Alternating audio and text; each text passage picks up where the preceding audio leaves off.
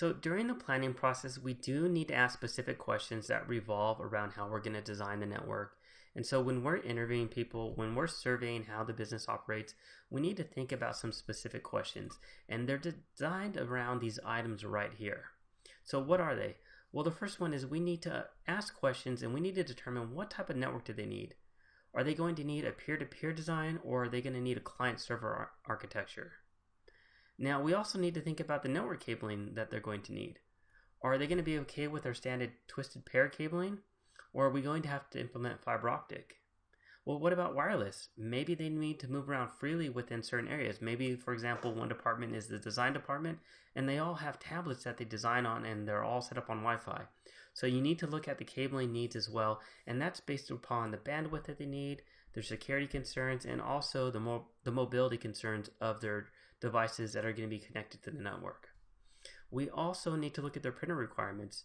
We need to determine if they're going to need centralized printing, where they have a print server set up, or they have network capable printers that are dispersed throughout the office, or if we can just hook up printers to computers individually. We also need to look at their email requirements.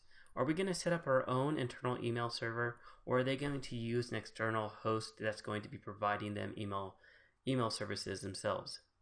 We also need to look at their data requirements. What type of file server requirements are we going to have? Because that's going to dictate our design as well, and it's going to dictate our bandwidth, and it's also going to dictate just our general design in terms of cabling and everything else.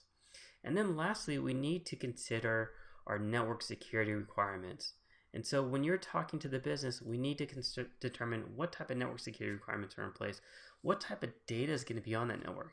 If it's a corporation, do they have information that's proprietary that they want to keep secure from all their competitors? Or if it's a governmental organization, or if it is a medical office building, or a dental office, or a lawyer, is there's going to be private information that they need to secure where they don't want people to have access to them.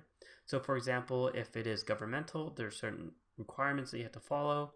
Again, if it's medical, there's the HIPAA Act in the US that you have to follow. And then of course, if there's legal information, there's information you have to follow as well. So I also, when you are going through this whole planning process and you're thinking about business process improvement, you're building your business case, well, you also need to think about all these different aspects as well when you're talking to people throughout the organization. You need to think about the network type that they need, the network cabling, their printer requirements, their email requirements, their data requirements, their network security requirements, and many other requirements that's going to affect the network design.